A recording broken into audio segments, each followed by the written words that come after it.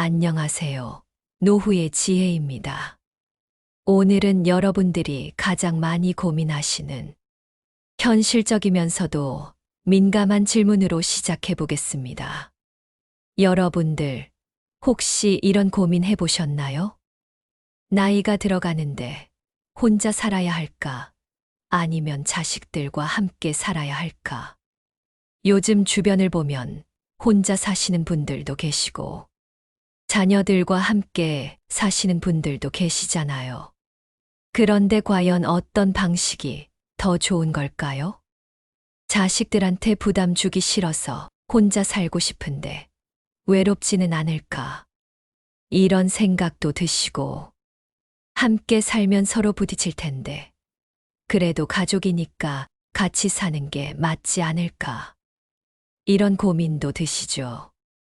과연 혼자 사는 것과 자식과 함께 사는 것, 어떤 선택이 더 행복한 노후를 만들어줄까요?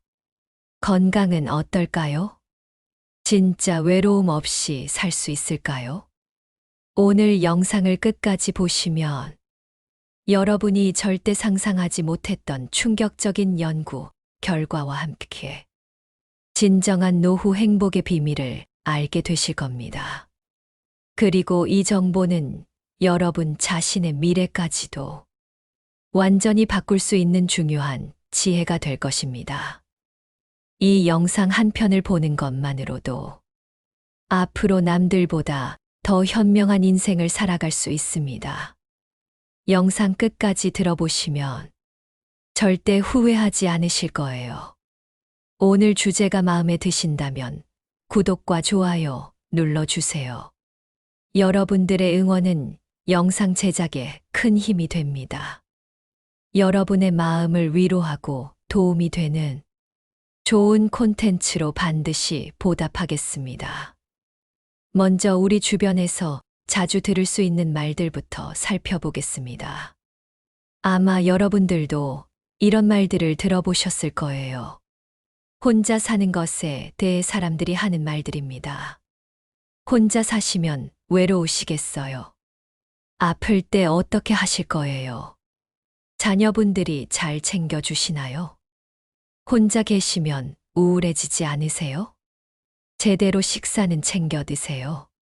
이런 말들 정말 많이 들어보셨죠?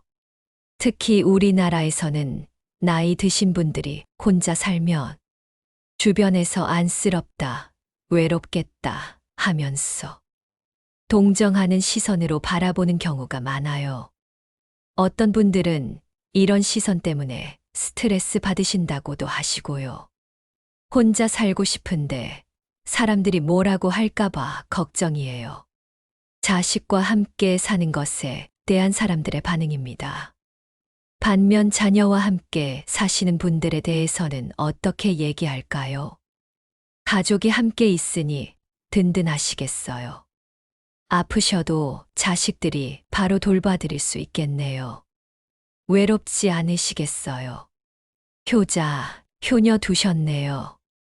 역시 가족이 최고죠. 이런 부러워하는 말들을 많이 들으시죠. 우리 사회에서는 3대가 함께 사는 집을 보면 화목한 가정이라고 칭찬하는 경우가 많으니까요. 하지만 정말 그럴까요? 과연 우리가 당연하다고 생각하는 이런 말들이 사실일까요? 여기서부터 정말 놀라운 이야기가 시작됩니다. 여러분이 지금까지 당연하다고 생각했던 모든 것들이 완전히 뒤바뀔 준비를 하세요. 첫 번째 놀라운 사실은 혼자 사시는 분들의 숨겨진 행복 지수입니다. 2023년 서울대학교 사회복지학과에서 발표한 대규모 연구 결과를 보면 정말 놀라운 사실이 드러납니다. 65세 이상 분들 5,000명을 대상으로 3년간 조사한 결과 혼자 사시는 분들의 주관적 행복 지수가 자녀와 함께 사시는 분들보다 평균 15% 더 높게 나타났어요. 이게 어떻게 가능할까요?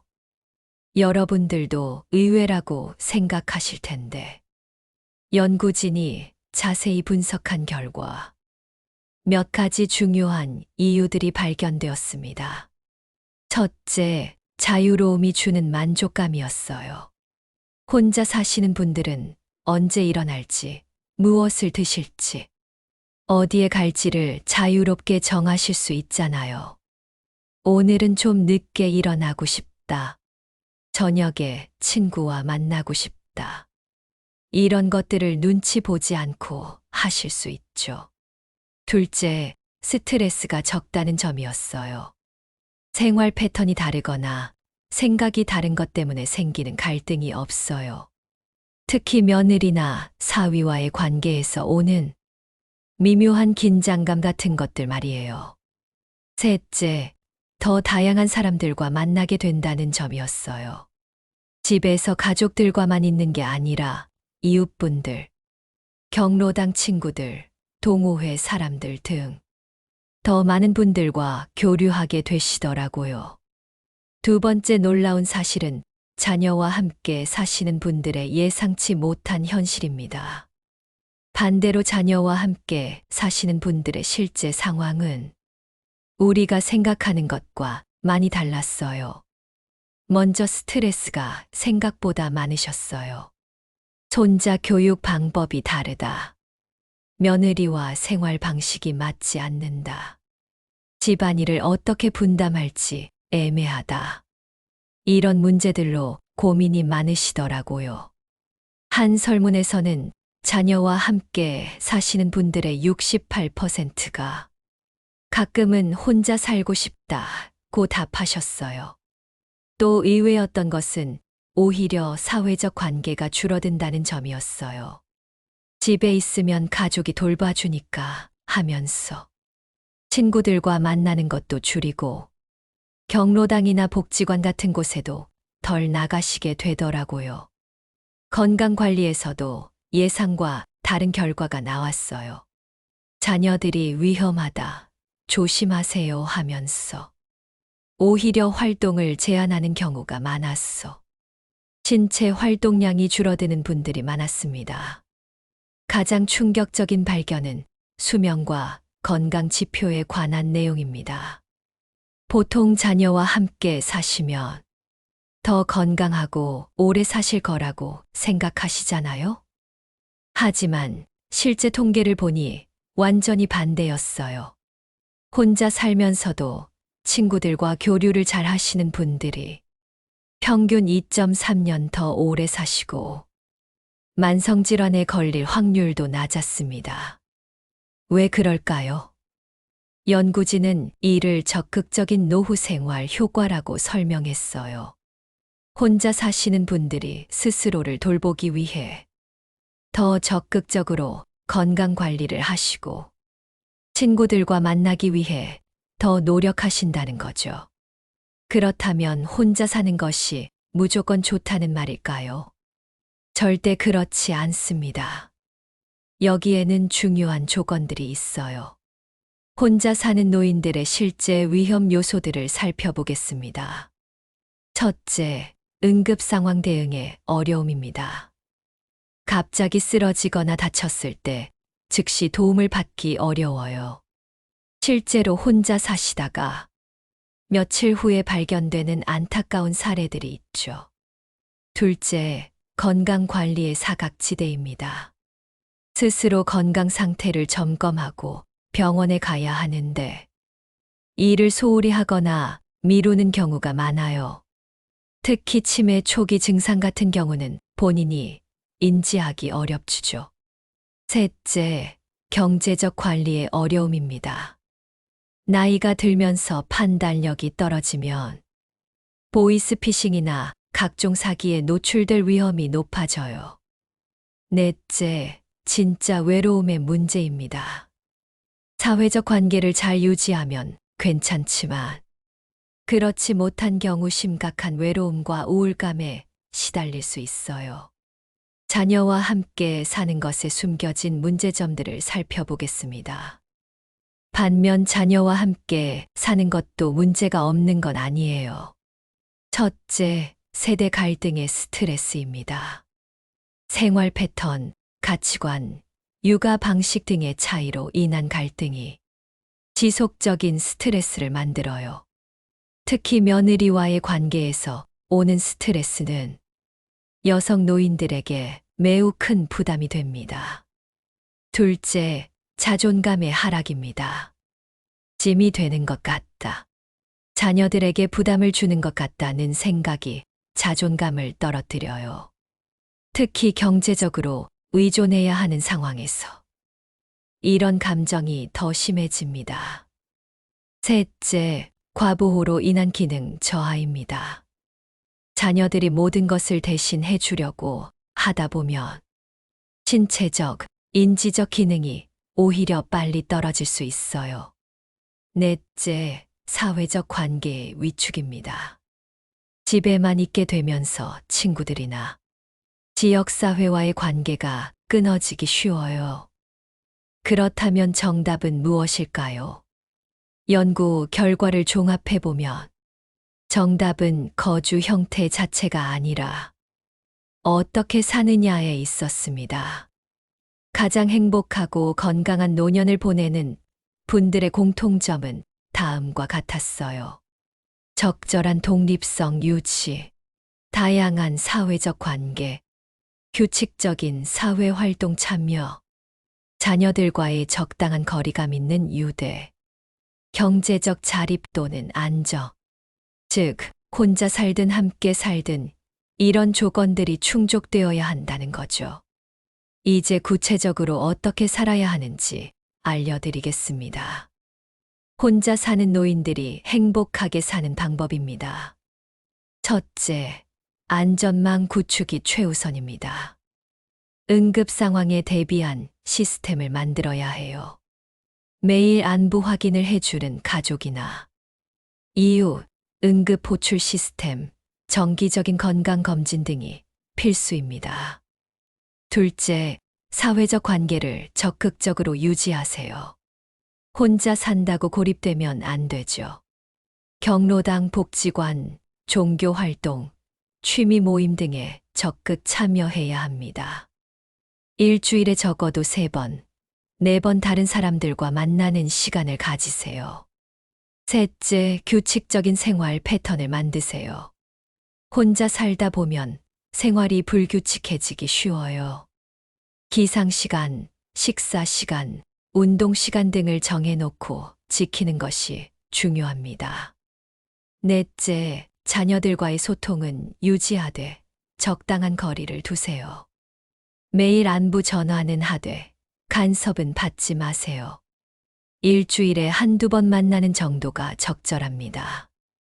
다섯째, 취미나 관심사를 적극 개발하세요. 시간이 많으니까 새로운 것을 배우고 하고 싶었던 일들을 해보세요. 이게 삶의 활력소가 됩니다. 여섯째, 건강관리를 스스로 철저히 하세요. 정기검진, 복용 중인 약 관리, 운동 등을 소홀히 하면 안 됩니다. 일곱째, 경제관리를 체계적으로 하세요. 가계부를 쓰고 불필요한 지출을 줄이며 사기를 조심하세요. 다음은 자녀와 함께 사는 노인들이 행복하게 사는 방법입니다. 첫째, 경계선을 분명히 하세요. 함께 살더라도 서로의 영역은 존중해야 해요. 간섭하지도 간섭받지도 마세요. 특히 자녀의 부부 관계나 육아 방식에는 개입하지 않는 것이 중요합니다. 둘째, 가사 분담을 명확히 하세요. 누가 무엇을 담당할지 미리 정해놓고 서로에게 부담이 되지 않는 선에서 역할을 나누세요. 셋째, 독립적인 공간을 확보하세요. 방이 따로 있는 것은 물론이고 개인적인 시간과 공간을 가질 수 있어야 해요. 넷째, 외부 활동을 적극적으로 하세요. 집에만 있으면 갈등만 늘어나요. 나가서 친구들도 만나고 취미 활동도 하면서 자신만의 영역을 유지하세요. 다섯째, 경제적 독립성을 최대한 유지하세요.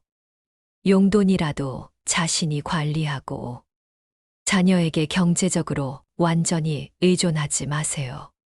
여섯째, 갈등이 생겼을 때 해결 방법을 미리 정해 놓으세요. 서로 감정적으로 대응하지 말고 냉정하게 대화로 풀어가는 방법을 만들어 놓는 것이 중요합니다. 일곱째, 자녀들의 생활에 적응하려고 노력하되 자신을 잃지는 마세요. 어느 정도의 양보는 필요하지만 자신의 정체성까지 포기할 필요는 없어요. 최근에는 새로운 형태의 생활 방식들이 주목받고 있어요. 첫째, 가까운 곳에서 따로 살기입니다. 같은 아파트 단지나 걸어서 10분 거리에 각각 살면서 필요할 때만 만나는 방식이에요. 독립성도 유지하고 안전성도 확보할 수 있죠. 둘째, 주기적으로 번갈아 살기입니다. 6개월은 혼자 살고 6개월은 자녀와 함께 사는 방식이에요. 계절에 따라 조절할 수도 있고요. 셋째, 실버타운이나 고령자 주택입니다. 독립성은 유지하면서도 응급 상황에 대비할 수 있고 또래들과의 교류도 활발한 새로운 주거 형태예요. 실제 사례들을 통해 더 구체적으로 알아보겠습니다. 혼자 살기에 성공하신 73세 김정미 할머니의 사례입니다. 김 할머니는 5년 전 남편을 여인 후 혼자 살기 시작했어요. 처음에는 자녀들이 함께 살자고 했지만 할머니가 단호히 거절했죠. 할머니의 하루 일과는 이렇습니다. 오전 6시에 일어나서 근처 공원에서 1시간 산책하고 오전에는 복지관에서 요가나 한글 교실에 참여해요. 점심은 경로당에서 친구들과 함께 먹고 오후에는 마을 도서관에서 독서를 하거나 자원봉사 활동을 합니다. 자녀들과는 일주일에 2번 정도 전화하고 한 달에 2번 정도 만나요. 병원 갈 때나 큰일이 있을 때만 도움을 요청하죠. 결과는 어떨까요? 5년 전보다 오히려 더 건강해지셨고 표정도 밝아지셨어요. 새로운 친구들도 많이 사귀셨고 자원봉사로 보람도 느끼고 계세요. 다음은 함께 살기 성공하신 68세 박상진 할아버지의 사례입니다. 박 할아버지는 3년 전부터 아들 내외와 함께 살고 계세요. 하지만 일반적인 동거와는 달라요. 집은 2층 주택인데 1층은 할아버지 공간, 2층은 아들 가족 공간으로 완전히 분리되어 있어요. 각자 현관도 따로 있고 부엌도 따로 사용하죠. 생활비는 각자 부담하고 청소나 빨래도 각자 해요. 다만 저녁 식사는 일주일에 3번, 4번 정도 함께 하고 손자와 할아버지의 시간도 따로 만들어 놨어요. 할아버지는 낮에는 자유롭게 친구들과 만나고 취미 활동도 하시면서 독립적으로 생활하세요. 하지만 아플 때나 필요할 때는 바로 가족의 도움을 받을 수 있죠. 이런 방식으로 3년째 살고 계신데 모두가 만족하고 계세요. 반면 실패한 사례들도 있어요. 71세 이정민 할머니는 혼자 살기 시작했지만 사회적 관계를 제대로 만들지 못했어요. 집에만 계시면서 TV만 보고 자녀들과의 연락도 점점 줄었죠. 결국 우울증이 생겼고 지금은 요양원에 계세요. 69세 정태경 할아버지는 아들과 함께 살기 시작했지만 경계선 설정을 하지 못했어요. 며느리와 육아 문제로 계속 갈등이 생기고 할아버지는 집에서 눈치만 보며 산다고 하소연하세요. 이런 사례들에서 보듯이 형태보다는 어떻게 사느냐가 중요해요. 서울대 심리학과 교수님의 말씀을 인용하면 노후의 행복은 타인과의 적절한 거리감에서 나옵니다. 너무 가깝지도 너무 멀지도 않은 관계를 유지하는 것이 핵심이에요. 사회복지학 전문가는 이렇게 말해요. 혼자 살든 함께 살든 중요한 것은 자신의 정체성과 자율성을 유지하면서도 사회적 관계를 적절히 유지하는 것입니다. 자, 이제 드디어 여러분들이 가장 궁금해 하시던 그 질문의 답을 말씀드릴 시간이 되었습니다. 혼자 사는 것과 자식과 함께 사는 것, 과연 어느 쪽이 더 행복할까요?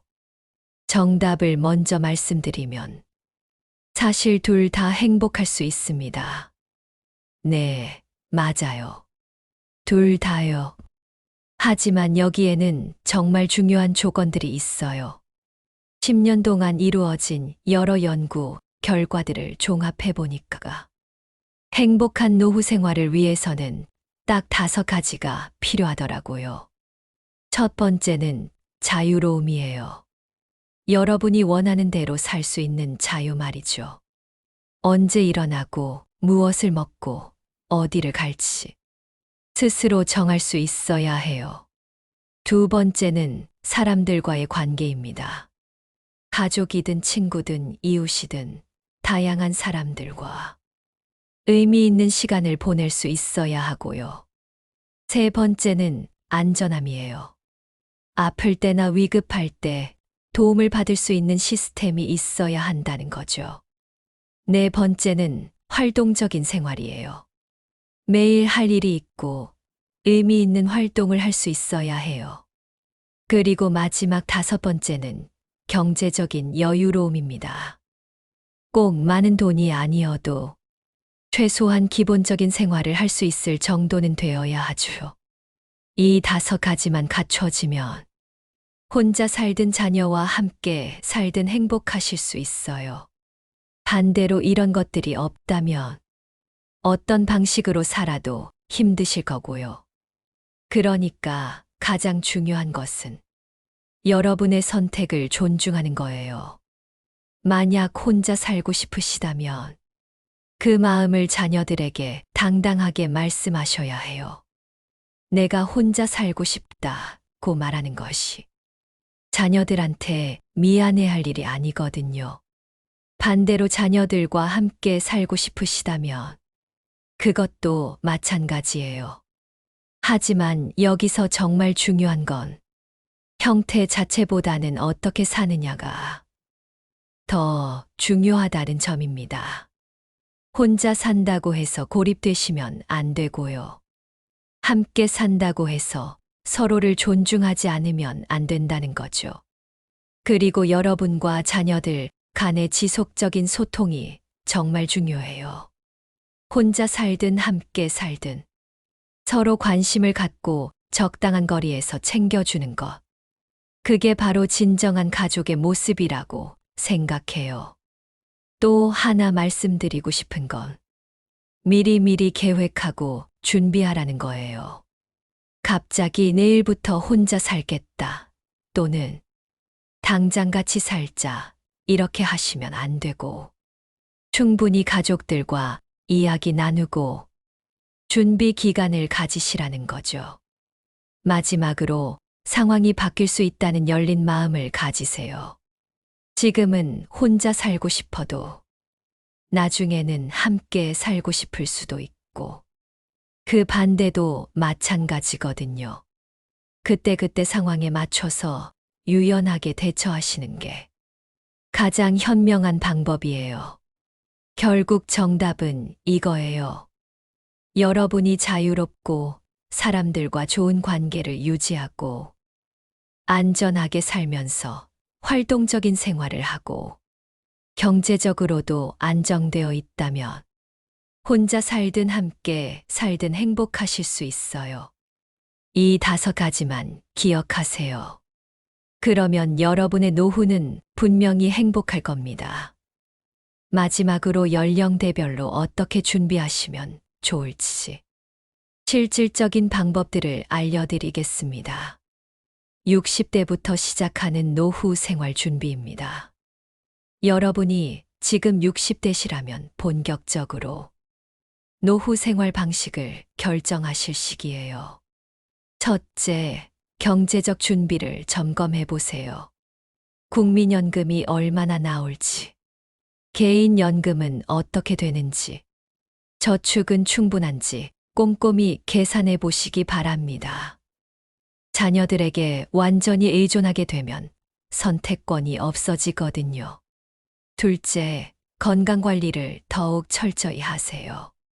지금부터 꾸준히 운동하시고, 정기 검진 받으시고, 만성질환이 있으시면 잘 관리하세요. 건강해야 어떤 선택이든 가능해져요. 셋째, 친구들과의 관계를 더 넓혀가세요. 직장 동료들 외에도 취미 모임, 종교 활동, 봉사 활동 등을 통해서 은퇴하신 후에도 계속 만날 수 있는 분들을 많이 사귀어 두세요. 넷째, 새로운 취미나 관심사를 찾아보세요. 은퇴하면 뭘 하며 지낼까 걱정하지 마시고 지금부터 하고 싶었던 것들을 하나씩 시도해 보세요. 다섯째, 자녀들과 노후 계획에 대해 진솔하게 대화해 보세요. 엄마는 이렇게 살고 싶다. 아빠는 이런 게 걱정된다. 솔직하게 이야기 나누는 시간을 가지세요. 70대의 구체적 실행 전략입니다. 70대가 되시면 더욱 현실적이고 구체적인 준비가 필요해요. 첫째, 집 환경을 다시 점검해 보세요. 계단은 위험하지 않은지, 화장실에서 미끄러질 위험은 없는지, 문턱이 너무 높지는 않은지 살펴보시고 필요하면 개선하세요. 안전 손잡이 설치하는 것만으로도 많이 달라져요. 둘째, 응급 상황에 대비하는 시스템을 만드세요. 응급 호출 버튼 같은 것도 준비하시고, 자녀들이나 이웃분들과 정기적으로 연락하는 시스템도 만들어 두세요. 매일 아침 10시에 안부 전화하기, 이런 식으로요. 셋째, 중요한 서류들을 정리해 두세요.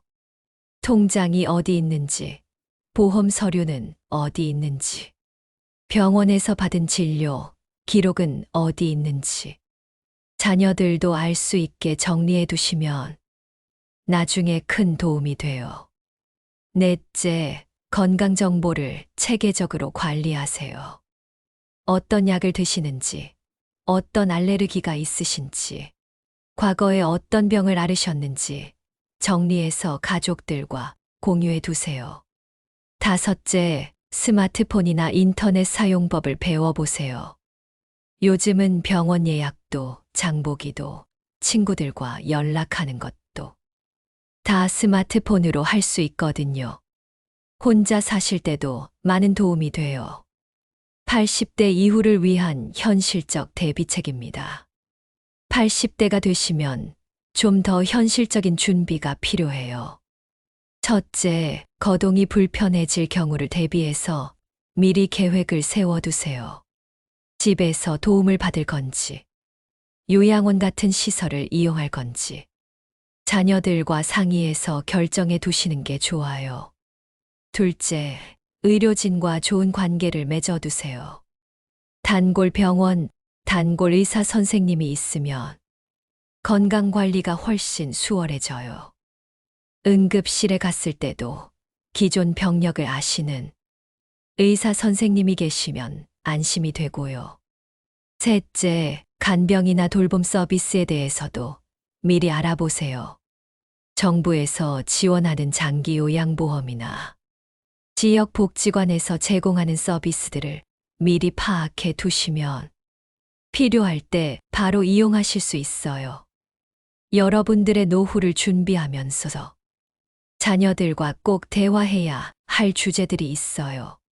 첫째, 여러분의 마음을 솔직하게 전해주세요.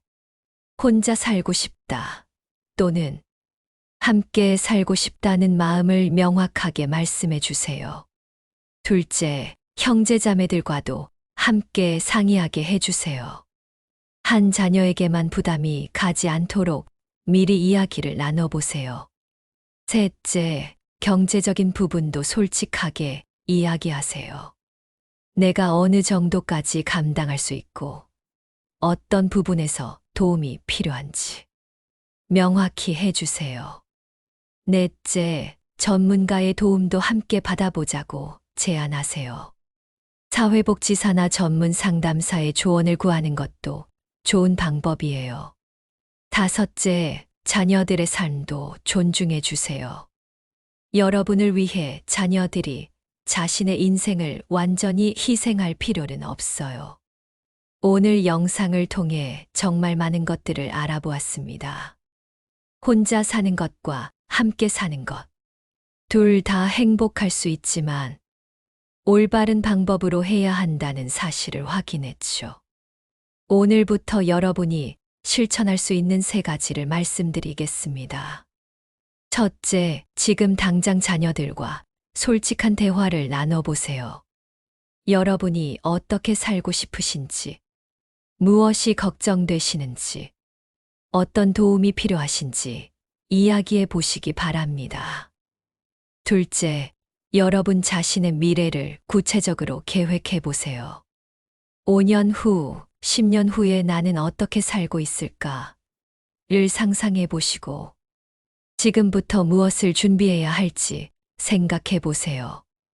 셋째, 주변의 다른 어르신들께도 관심을 가져보세요. 혼자 사시는 분들은 너무 고립되지 않도록, 자녀들과 사시는 분들도 스트레스 받지 않도록 서로 도와주세요. 마지막 당부의 말씀드립니다.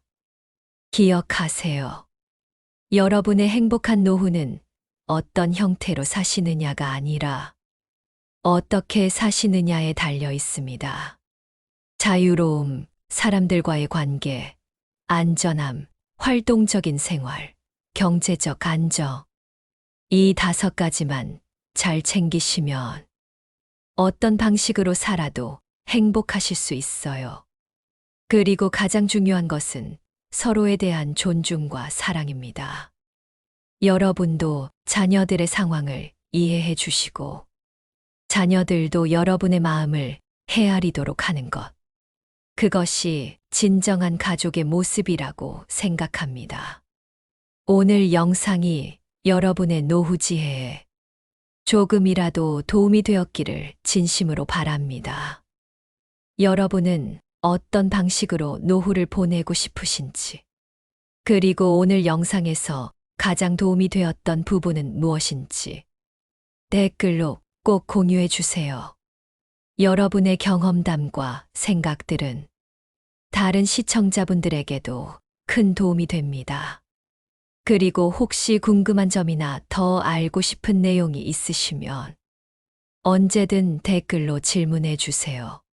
좋아요 버튼은 더 많은 분들이 이 중요한 정보를 볼 수 있도록 도와주고, 구독은 앞으로 더 좋은 노후의 지혜 콘텐츠를 놓치지 않으실 수 있도록 해드립니다.